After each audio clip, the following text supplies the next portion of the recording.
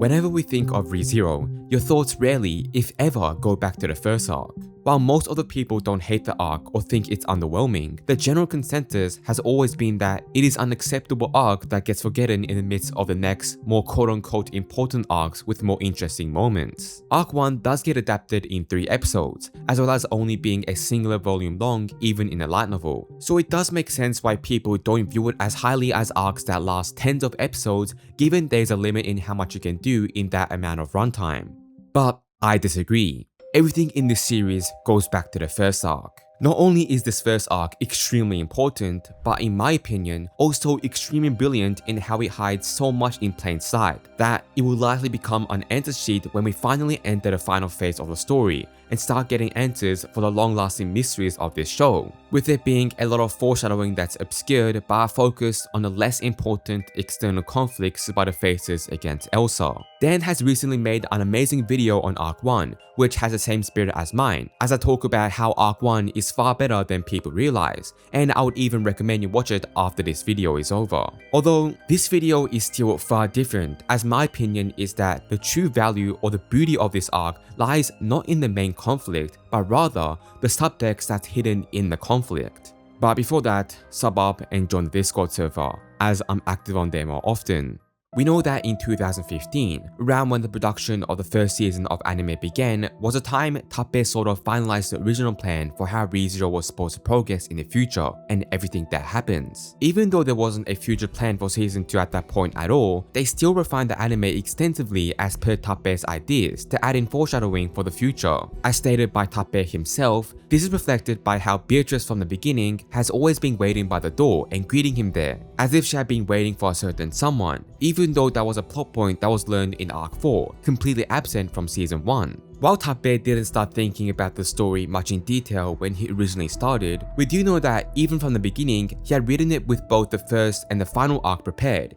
even if they were just drafts. When questioned on which arcs exactly are the most important in the story, he answered accordingly that it will be the first and the final arc of the story, which is something I'll come back to in a bit. Let's look at the authority of Return by Death, which is the reason this story exists in the first place. The question of Return by Death and how exactly it functions is one of the largest questions some of you might have, even more so after the second trial in the sanctuary during the second season. And to that, would you believe me that the answer might be written in the first volume itself by Subaru himself? The only two answers the series poses, as well as posed by most other people, is whether Subaru's rewinding time to go back to an earlier point in the timeline of that world, or if he is returning to an earlier point in another timeline where he leaves the original timeline behind the rot. But instead of any of these options, back in volume 1, Subaru, where he talks about how he recorded that it was extremely difficult to explain time traveling back to the past, to the point it might have been easier to reconstruct the world from scratch. Not only does this give an explanation separate from the two explanations the series tries to give,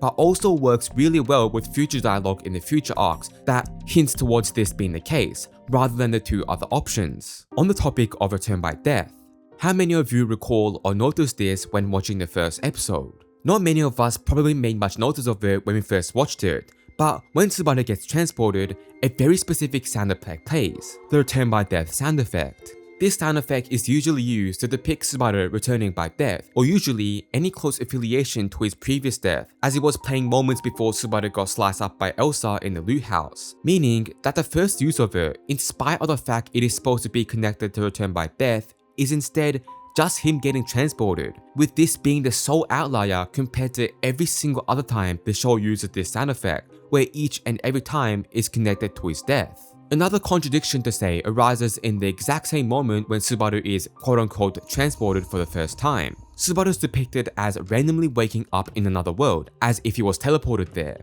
Despite that, there is absolutely zero reaction to a singular person noticing that Subaru has just spawned out of thin air. Not to mention Subaru's erratic of clothing and hair, all being extremely unique to the point basically none of the people in crowd have likely seen someone like Subaru. Despite that, there is no reaction to his presence at all in the middle of a busy street. We might just say this if we do believe Subaru's POV is accurate. It's most likely just a mistake on the production team's end, or a mistake on Tappei's end by not including any of the reactions of the people around him. But I don't believe that is the case. Excuse me for slightly altering the flow of this, but let's go to the future in Arc 4. Echidna and Roswaal themselves in this arc have implied that Subaru is currently contracted with a person before his contract with Beatrice, that supposedly being the person who provided him with his authority, Satella. Roswaal specifically states that the reason Subaru cannot explain anything about his circumstances is most likely related to the fact that the contract prohibits it, implying that taboo linked to return by death's knowledge is the crux behind that. The most interesting part of knowing that, it's made very well and clear that a contract requires mutual agreement as well as consent of both parties involved and affected by the contract, meaning that Natsuki Subaru and Satella's contract will logically also have to follow these same rules when it comes to a contract, supposedly being formed on the basis of mutual consent between them, implying that Natsuki Subaru has consented to Satella's enforcement of the taboo whenever he tries to speak out against return by death to anyone, which creates a big question, since Subaru should supposedly have never gotten the time to be able to do that, at least as far as we know. The added layer of suspicion when looking at the circumstances behind Subaru's first loop in Arc 1 gets even a bit more filled with consequences when we look closely how a few seconds later, the white birds are seen flying away right after Natsuki Subaru has been summoned. I'll be discussing a small spoiler regarding the white birds we see near the Pleiades watchtower for a side story that most likely will never be adapted into the anime, but nonetheless,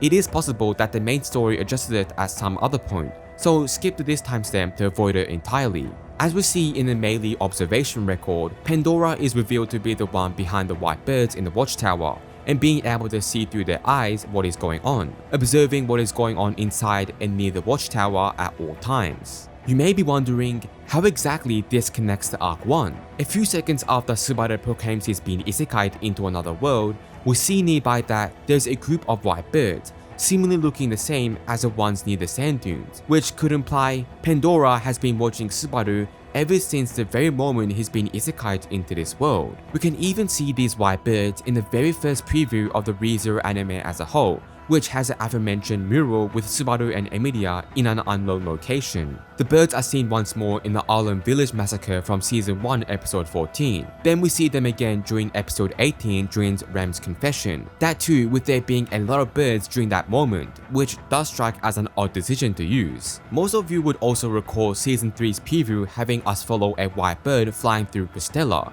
and we see this bird once more in Season 3 during Subaru's speech in Prestella near Emilia. While I'm not sure how much Tappei had planned regarding these white birds and the connection of Pandora, at least by the time we see the birds in the Season 3 preview as well as Prestella, it makes it almost certain that Pandora is watching from somewhere else and has most likely been keeping up with a lot of the events that have been happening around our main cast. If it is true, then it will certainly change our perception of Arc 1, knowing that Pandora is watching from the beginning. The white birds have always been sort of weird and abnormal in the world of ReZero, as we've seen. Considering up to now how big of a fraud Pandora has been, it will make sense that Tappei has established a way to connect her with the very beginning of the story, considering how detached she seems towards Subaru. Her having hidden influence throughout the series, given her absence in these arcs compared to someone like Echidna, who's been omnipresent despite not being directly involved, would also give more depth to the conflict when she does get established as a main antagonist of an arc. These unexplained lines of consequences as well as the presence of characters continue to align when we look at characters who are here in this arc. Aldebaran's presence in this arc during the side story that takes place during this very arc is one of his consequences, with him supposedly being in time to interrupt a Rum who was going to search for Emilia, who's gotten lost in the royal capital, enough to the point that Rum wasn't able to find Emilia after that, leading to the very first meeting between Subaru. Aldebaran claims he was trying to find a woman who matched the description of Priscilla, but it is possible that it was just a farce to stall Rum enough to ensure the two could have met. Accounting for Aldebaran's presence also gives us a unique situation where all 5 of the knights of the royal candidates just happen to be present there out of sheer coincidence. Another thing to add to the list of consequences during Arc 1 that shouldn't be just disregarded without any other thought towards it. One of the most odd things about this arc is a particular interaction between Subaru and a random, completely unknown and non-named character who is the one who tells Subaru and Emilia in the very first loop about where exactly Rom's Lure House is located, telling them to live strong with a smile on his face. You may be wondering that this does seem like a nothing burger at first glance, but is it not intriguing since the episode spent a lot of time showing us how the people of the slums didn't appreciate their presence and mostly looked at them with the eye of scorn, something we see numerous times. But a single person just so happens across their path, telling them about where exactly they are supposed to go to be able to begin the very death loop Subaru faces, acting that of a completely different way than anyone from the slums would have seen so far, and yet did not even get a little of a something as a name or anything, with it being unended dialogue that is not present in the original source material on top of that. Similar in vein to this, but unarguably more important, is the presence of Reinhard van Australia during this arc. On the day Natsuki Subaru got transported to this world, Reinhard also just happened to be wandering around the royal capital without any particular goal and being off duty as a sword saint, coincidentally being in the same area as someone like Natsuki Subaru and helping him out when he screamed, as well as becoming the reason Subaru even gets a chance to start his life properly by being the one who forces Elsa to retreat. For readers or even LARPers who know about future content already know that there is far more to Reinhard's POV in the original scene they met,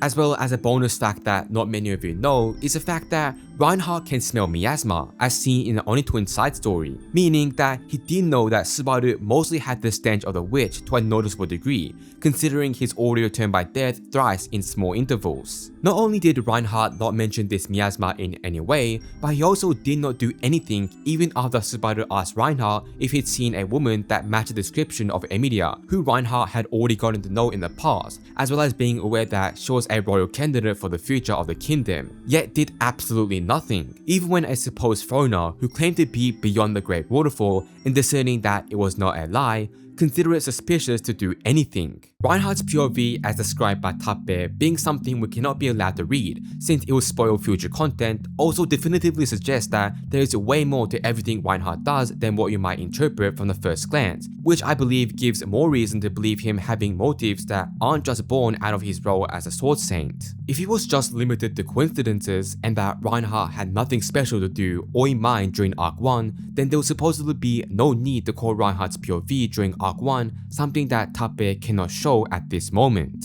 The discrepancy of how Elsa was even able to strike Subaru is also one that is hard to ignore. Subaru was able to reach Emilia before Reinhard, which we all know makes no sense at all. While we could see this as Tappei just being inconsistent with power scaling, there's a way to explain this keeping this fact in consideration. What if Reinhard wanted Subaru to get hurt by Elsa? Reinhard on paper shouldn't have had any difficulty parrying Elsa's blow and should have gotten there before Elsa or Subaru got to Emilia. So what if he did want to see how the events turned out if Reinhard allowed Subaru to get hurt? Because Subaru got hurt, he was sent to the mansion, which started Arc 2 and became a very important reason why Emilia and Subaru became closer. If Reinhard did prevent Elsa's strike from hitting Subaru, the aftermath of the Elsa fight would have been different, and it's hard to say how it might progress, but doing what Reinhard did, fast forward the time it would have taken for Subaru to get there. Spoilers for Arc 9. Natsuki Subaru being the one who saved Ren from her fate, which was supposedly to die, could also be connected to this idea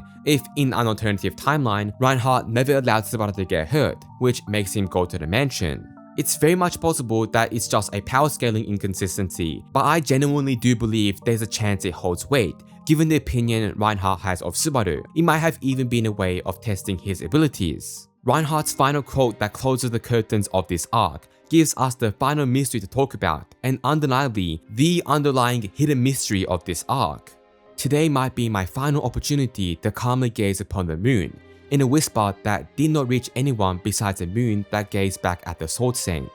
The moon. The moon's importance is something that is not spoken of much despite the epilogue of the very light novel, as well as the final web novel chapter of Arc 1 being both named The Moon is Watching, following Reinhard's words that it will no longer be able to gaze upon the moon above peacefully. It could be considered the final key, or rather the final mystery Arc 1 presents us with before it ends, aptly being described by Reinhard as the volume comes to a close. The moon earlier in this arc also had importance in the Arc 1's version of the web novel, where Subaru reminisces that the final star his eyes laid upon prior to his transportation in this world was that of the full, bright moon, and after he opened his eyes, he found himself in this world. Usually, connections to celestial objects is strictly only for characters in possession of witch factors, mostly being sin archbishops and witches that have associations, whether that be through them being named after a star, an asteroid, or just them having a mythology-based origin that could be traced to having some connections with the starry sky. However, we have exceptions to this rule, namely Satella and Stride. Stride isn't relevant here, so we won't talk about him. Satella's name doesn't seem to have any celestial object referencing it on first look, since there's no object that matches the description. But that will be wrong.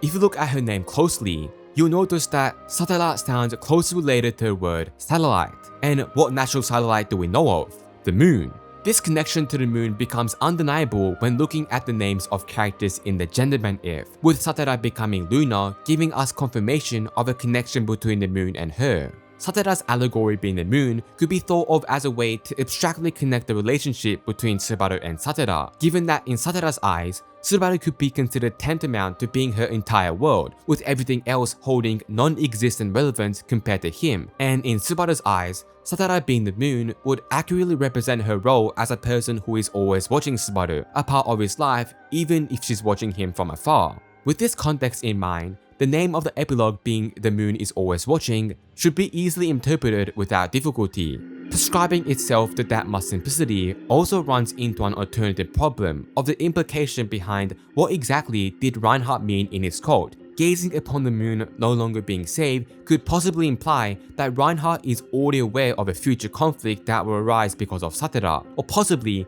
pinning it down to the influence her presence has on Subaru, who in turn might change the course of the world entirely. Emilia's connection with the moon has also been brought up by Tappei himself during a recent tweet on her birthday, saying that the moon could be considered her theme, bringing forth a point to consider when we look at Reinhard's worry regarding the future with context to the moon itself. Once again, the connection between these half-elves and moon becomes even more clear when you observe that when Subaru is making his promise to Emilia, whom he at that point only knew by the name Satella, has the two of them holding hands until they meet their death, their hands notably basking under the moonlight as the embers of their life fade away. It's a very interesting idea that the very first on-screen return by death we see is Subaru promising he will try to save Satella no matter what, which once again puts into question what exactly the moon is beyond it being a substitute for satellite, her role as an observer who only perceives Subaru as her world. Emilia's connection to return by death is also an interesting one, given after making her the queen of Lugnica, it is the only time Subaru is able to feel satisfied and is able to stop returning by death in the Pridif route. I don't personally subscribe to the theory at all that Subaru and Emilia are some sort of reincarnations or clones of the same person as Flugel and Satella, but in spite of that acknowledgement, I do think I should point that out. It is possible that Flugel's given name might have been an alias, given the German origin of the name, which is similar in choice to Subaru's choice of using a German surname as Schuwald for Natsumi's alias, which could imply that even the name Flugel was just an alias of his unknown real name. But even with all of this, could you still claim that Arc 1 really is the most important arc in the entire story? Sure, while it does potentially involve many key plot points that will be expanded on in the future, it deals with the limitation of it being a singular volume, and of course, the amount of implications of information we learn in Arc 6 and Arc 9 surpassing what even the most interpretations could.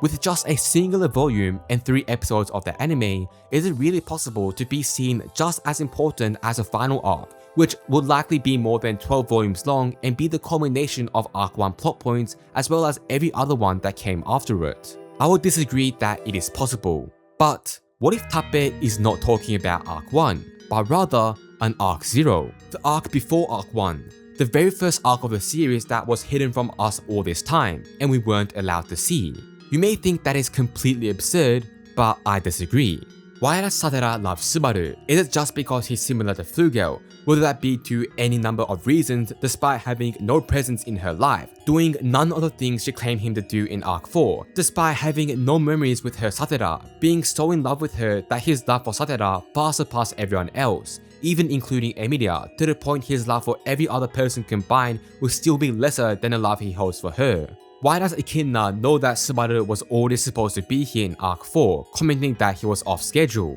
Why is there a watchtower with a child that could have only been solved by someone from Earth, and that too holding astronomy knowledge that only a few people would hold? Why did Echidna specifically leave an artificial spirit who was the only person in the world to know the way to get to the Pleiades watchtower that just so happens to become affiliated with a future royal candidate? Return by death is an authority, yet Subaru never learned or ever described the feeling of it manifesting, despite us knowing that every time an authority has manifested, the user itself realizes that themselves, with the sole exception being Subaru, who never experiences this feeling of manifestation, with only return by death, and when he does get his hands on the authority of Sloth, the same description of feeling that something has manifested is present. Why does Melaquilla speak about the cycle of destruction from a witch arising and destroying the world anew, as if he had seen it countless times before, and how the witch would always return no matter what, eventually with the world suffering because of that witch being allowed to roam it? Why does Styx Helix lyrics talk about the wish of not wanting to lose anything,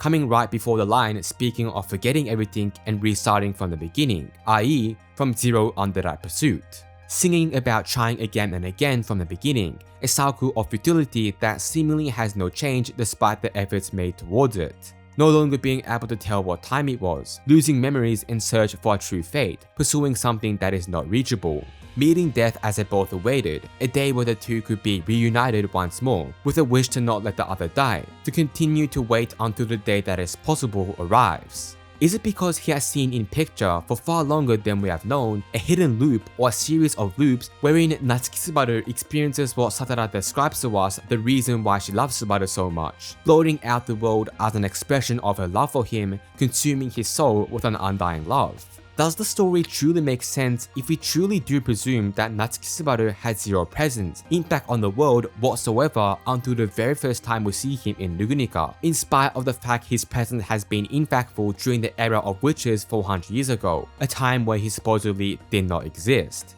Styx Helix lyrics read off as potentially being a duet song, with the two singing of course being Satella and Subaru, which would explain the lyrics considering that it's outright confirmed that the target of those words in the lyrics to be Subaru, with a line about deep black eyes, yet not fitting completely if it was just Subaru who was singing those words. Is there truly a reason why the theme of the very first arc is not to save Emilia, but rather Satella? Looking at the title of our show, リ・ゼロから始める異世界生活. If the show is truly about Natsuki Subaru, restarting the life he had already lived before from zero, then everything would coincide with perfection, as everything being a result of the story of two people who want to see each other even if time and cycle that controls life forbade them from doing so, forgetting your own self in pursuit of that true fate you desired. The biggest argument that is used against this theory that there is a hidden loop right before Arc 1 is usually due to the fact that Subaru still has his phone, chips, and the same clothing without any apparent differences. But I don't believe that is an undeniable argument, since aside from the copium theory that there was some method of preservation to be able to ensure they were the same, it is possible that Subaru at that moment will see him quote-unquote isekai'd and realize his situation is in the same state as the state he was when he was originally isekai'd, resetting himself to zero in his original condition through an unknown method. An Arc Zero will be able to refine all these problems, or rather inconsistencies within the first arc, as well as act as an explanation to the many things that happen in the future, and be reasonable to be considered as important as a final arc, if Arc Zero was the arc that was supposedly set everything into the picture to begin with. The final, and the completely unresolved thing that I have in mind during this arc is Chamov. You most likely don't know who the hell that is, and that is for good reason, since so far he has zero relevancy in the main story at all, but he's probably the only piece of the puzzle I have zero idea about. He's in the very first scene when Subaru got isekai into the world, and notably is the only non-CGI character in that scene besides Subaru himself, which is an interesting choice on why that was the case. Going further than this, we see him pop again and again in Arc 1, doing simply nothing. We see him in Memory Snow again for a second, and then we see him in the flashback to Rem If in the background, despite the anime choosing to only depict Rem, Subaru and his children, but still thought to keep Chalmov in that flashback. And for some reason, this guy pops up in an Otsuka-drawn 100,000 special art for the anime, alongside actually relevant male characters for some unknown reason.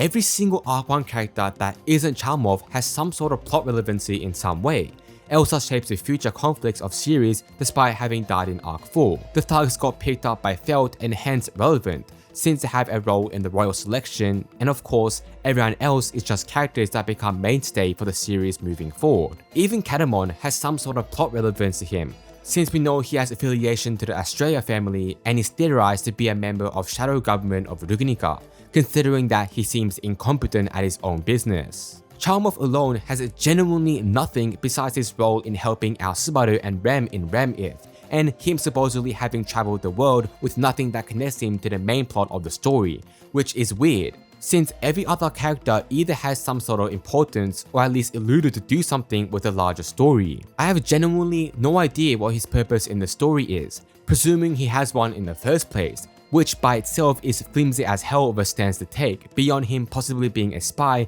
who's supposed to be observing Subaru, or just Pandora thinking it's fun to laugh as a cute puppy. The mural for the very first preview of the anime is a very interesting case, because we have extremely little or any context in the story at all about this, and it isn't as simple as it just being a cool addition, as Tappei himself has stated that he would like to use this in the royal capital, or Ruginica in general at one point or the other, potentially even being a part of the final arc itself. That would imply that the mural itself is something that physically exists somewhere in the kingdom, which brings up the question, why exactly do Emilia and Subaru have a painting of both of them inside a building that seems to at least resemble that of a church, to which I have no answer in certainty, given it only exists in the first PV of the anime so far. A counter argument to a thought many people might have is that Subaru could have made a contract with Emilia, or rather Satella, when he died in the first loop, which is what gave him return by death. The reason I don't believe this is the case is because not only do we have Emilia's perspective in the first arc in a side story, where it has no such implication that she's doing anything like that, there's also the fact if she did form a contract in this very moment, then it would have rewritten as return by death resetting to its checkpoint, and would have also rewritten the contract ever happening, considering return by death returned the soul to its earlier condition, meaning that the contract would also no longer exist. We've got direct reference of how contracts do get rewritten when return by death activates, so it's not a potential explanation given the information we currently have. But that's all for today. There's a lot of analysis in this video that I'm confident will lead to some reveal or revelation in the future. Whether it's the same as mine, it's still something that can only be known by waiting, but I hope this video can give you, the viewer, inspiration to create your own theories about the story and your interpretation of the story so far, and the details that don't truly add up when you think about it. If you think of this as me just schizo posting, then that's fine too. I would just like to inspire the rest of you to try think more of the entire story and just keep thinking until you find something you think makes sense. When you really pay attention, it's just so obvious that Arc 1 was written with so much hinting towards an invisible text that we currently cannot fully understand. But with time, I'm sure there will be even more things in this small arc that even I was not able to notice. And when the day to reveal them comes, the payoff for waiting for so long for the answer to these mysteries will be worth it.